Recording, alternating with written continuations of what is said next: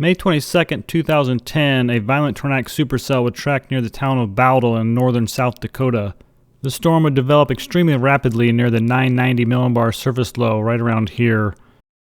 Now around 6 p.m. the main tornado is about to begin. You can notice the warm sector temperatures around 90 with the upper 60 dew points. And a quick look at Aberdeen sounding at 7 o'clock. With a temperature of 80, you still had about 4,000 cape. And you have strong shear, low level and high level, with 61 knots of 0 to 6 kilometers shear.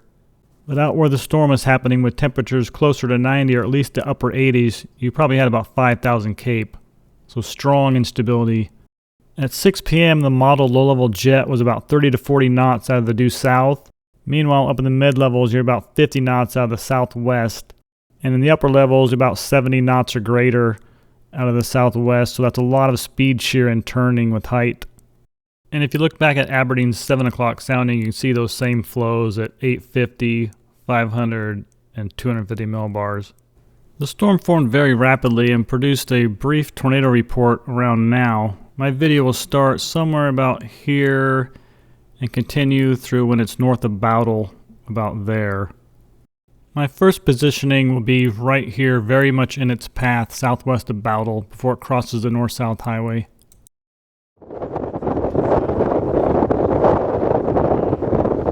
This has got to be the storm, although that one up there is trying to do it too. Did you see that one? Where? Oh, it's like a split kind of deal, ain't it?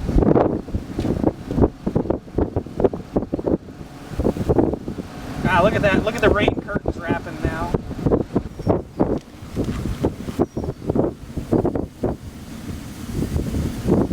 Look at that crap. Look at Look at the structure. I know, but look at it's getting the nose cone in there. Gotta go. I might pull up there. Think I should? I don't know. If you get stuck, you gotta realize it's going right at our asses. Yeah. We're gonna have to get out of here, man. I'll just back up towards you a little bit. That's probably almost got something.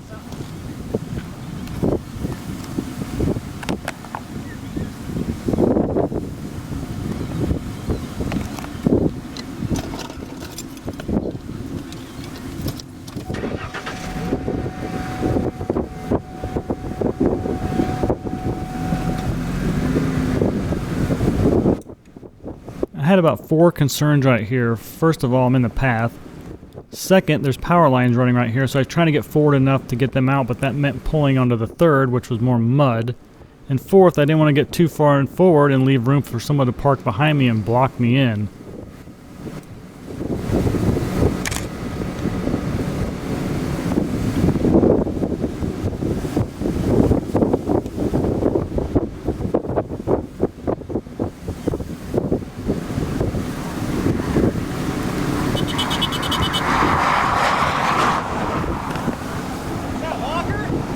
I don't know.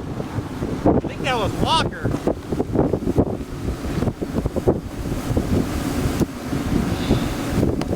Okay, which one of us are going to have the most balls and stay here the longest? I don't know. I wish we'd have these power poles here. I could park on that freaking shoulder over there.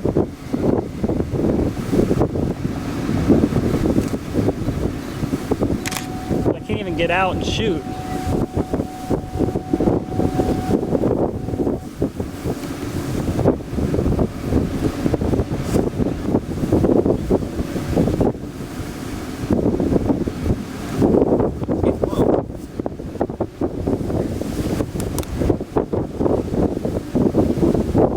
To back up just so I know I can.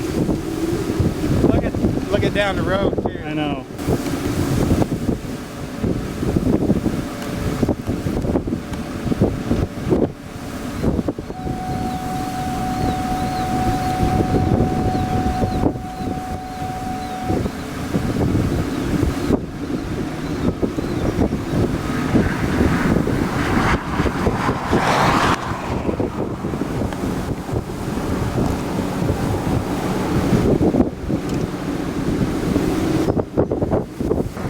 Knew it would go north of us, I'd stay here. Of course there was a shoulder. Look at it now. Look at it now.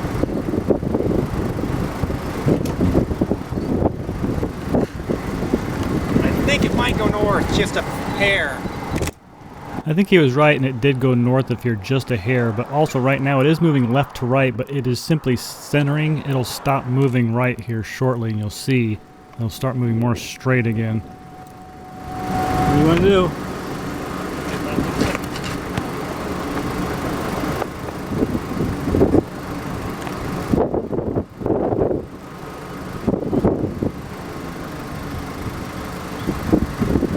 Just keep an eye down there. Cars. I think we're good. I think it's just gonna brush us forward. I don't want to be ahead of it. It's gonna pivot back this way, dude.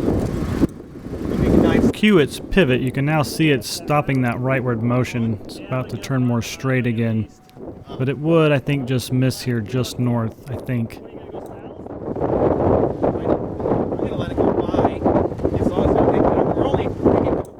I decided to make the quick move now and get up to the east-west highway, only like a little over a mile away, but you can see at the end here it starts moving back left.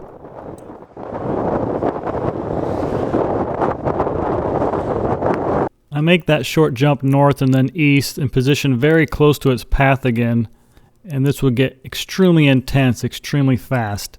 When it crosses this gravel road straight north of me here, it's only about a half a mile away because those radar bins out here are about a half mile, and that gravel grid is a mile, and that velocity couplet's right in the middle of that mile grid.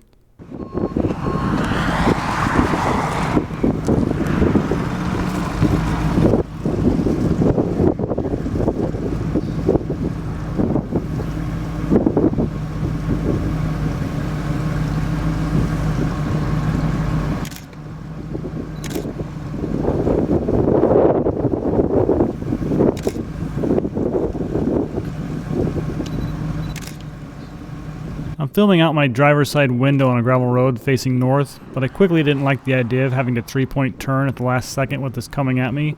And then I noticed a pull-off on the other side of this highway, so I end up moving over there and filming.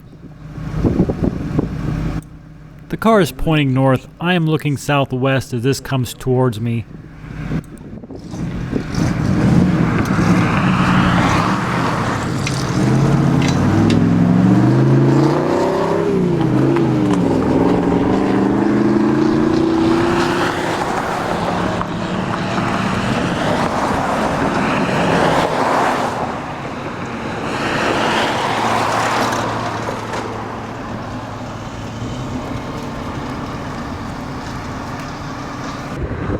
A couple things to notice are the size of this bowl aloft with the edge over here and the other edge over there. This whole thing is going to want to come down.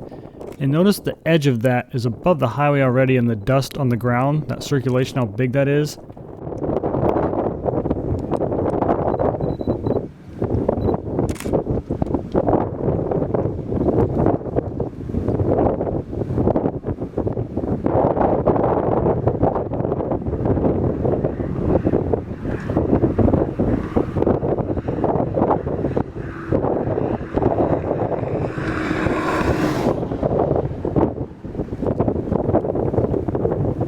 Kind of interesting. The axis of this rotation up through the clouds actually looks like it's kind of slanted for the moment.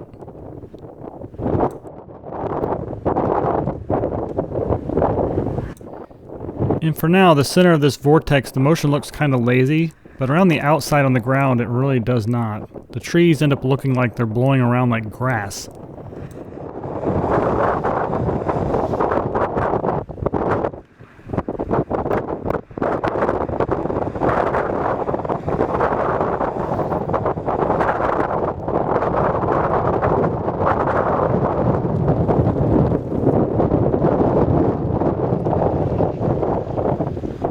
And right now you'll notice some chasers end up pulling over very close to where this thing will widen out. And it's actually Tim Samaras and Carl Young with Twistex down there.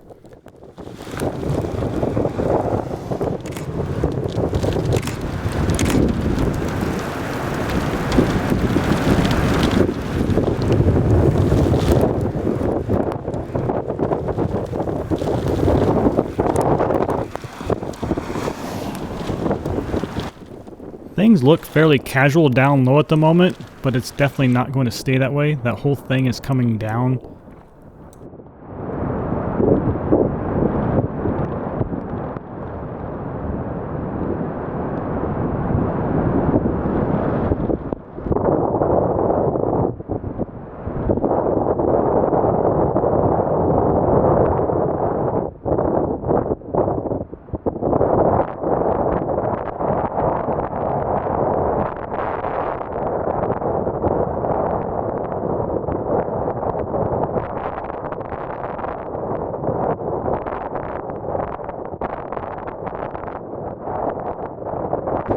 So going back for a second on some zooms, just look at the grass, I mean trees.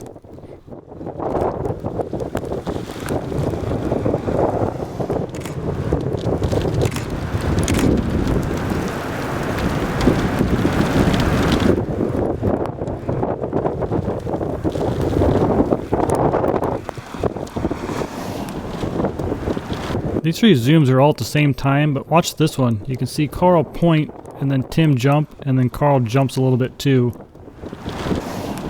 Clearly excited for the probe they just deployed right there.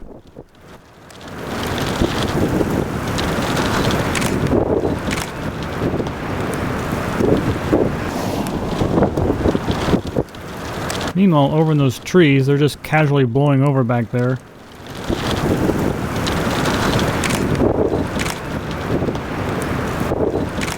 Here I was sitting there thinking I was close. I was like the next closest person to it.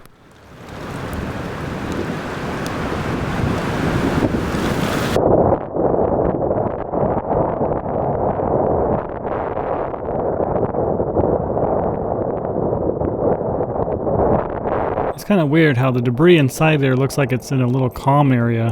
All that's going on around there, and that thing goes up and seems to come straight down.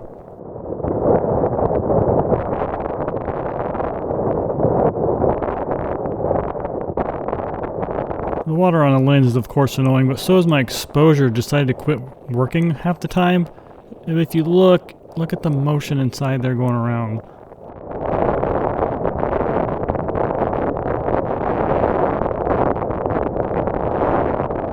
Well, now that they left on the last one down here, and I felt like I was in a fine position, but the motion overhead made me wonder a little bit. I've never had anything going around that fast right above. If you listen close in here, you can actually hear the wind better because the wind ain't hitting the mic as much and making popping noise. Tornado's right over here. The thing's only going to pass a little over a half mile up there probably, but you could hardly see it, like the contrast was just gone for the moment.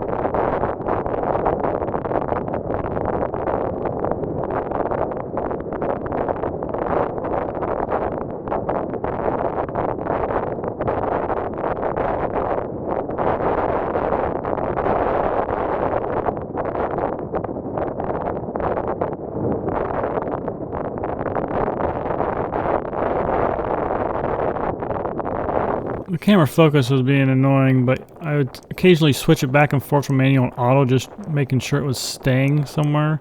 But you'd zoom and sometimes it would change.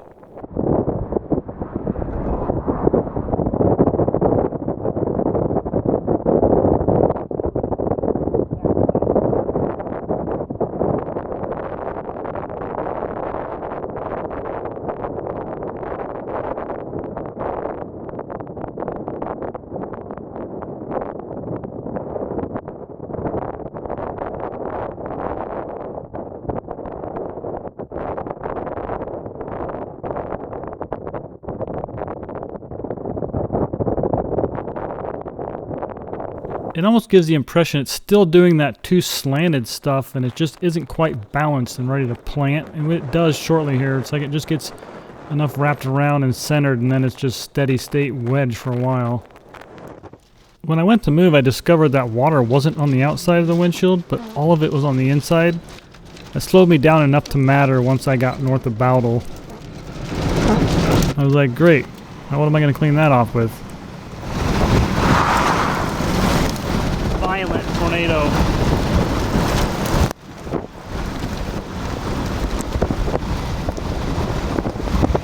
When I repositioned to north of Bowdle, a few things happened. First of all, I didn't know a bunch of chasers got blocked on the north-south road earlier by down power lines, so I figured more people were up this hill than there actually were. Plus it looked kind of intimidating and I was late. But I saw this pull off and I'm like, well, I'll just pull in there and it's going to move into view shortly. But it slowed down and got super rain wraps. I don't know where I'm at. I'm west of Aberdeen a little ways. I'm not even going to go up that hill. Just a massive amount of people up there. Probably not even pull over.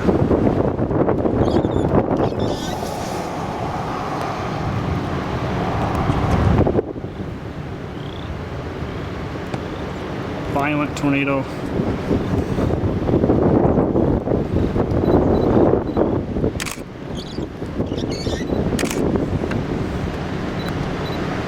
I'm gonna try and get ahead of this at some point. The idea of driving up there now didn't seem great, especially being stressed out a little bit at this point. And I just figured it's going to move into view up here.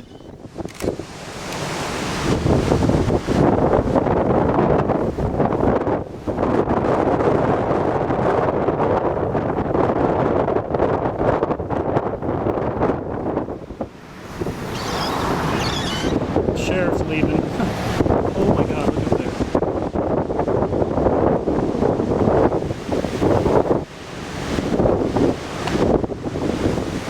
Better get out of there.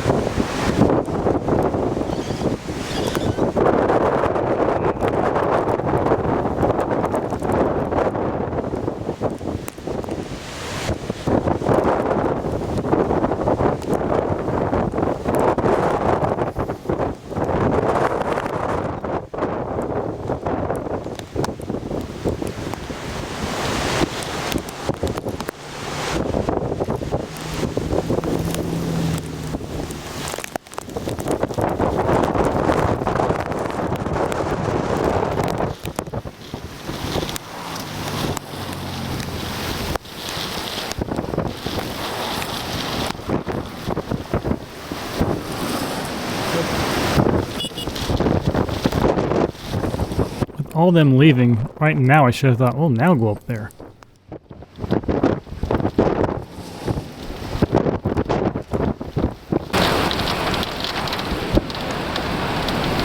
If you saw the Twistex video of this on Discovery Channel, I'm pretty sure they're sitting right here.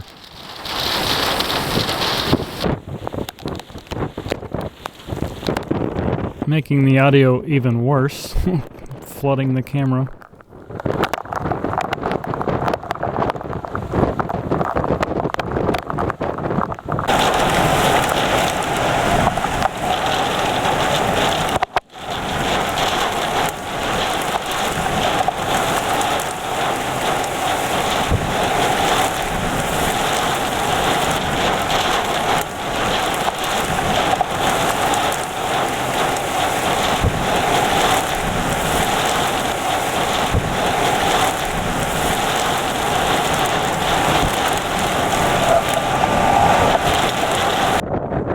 It's annoying to be aware of the view differences from people you know that you can see in your own video right there.